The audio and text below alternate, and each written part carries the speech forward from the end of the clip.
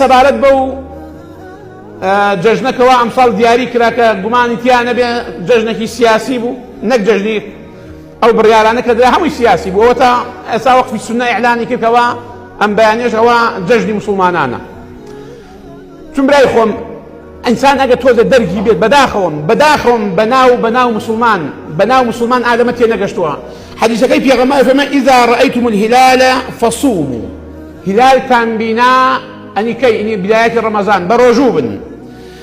إذا رأيتموه فأفطروا فإن غم عليكم فصوموا 30 يوما. أفرمي أجريش مانجي شوالشتان بينا بيغمبري خوا فما بيشكن تواو أو تل رمضان درشون يوا أجر هاتوا هوربو بيستنو روجاكم بسيروش يا مديون هور نبو عثماني زلال بو بيغمبر دولتي دياري نكدوا بيغمبر لمدينة أفرميت بيناتان بكيلة بأمي إسلامية لك الشام ده صلاتي هي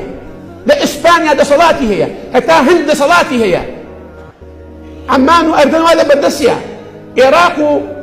وروم لبدسيا مسلمان بشتلوية كوها بيغمبر دولتي دياري كدوا بيغمبر فما أجر مسلمان يك بيناي جاي اتنان ومانجي بينا مسلمانان اشتجاج كان وعطا أجر كسيك لإسبانيا وبي بينا مان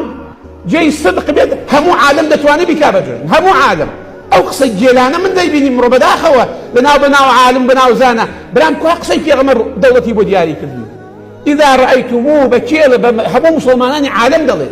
واتاجي يكودو مسلمان عالم ده هالشوين مانجي بينا توا مانجي عربيه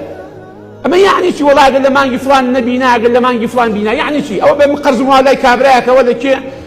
قرزموا علي كابراك مدينه او مكه تاريخ عربية كاك موعد ما كان بشنو رمضان من قرزة بمو باشا اليوم بشنو رمضان من أو قرزة بمبتو بيجي مدسي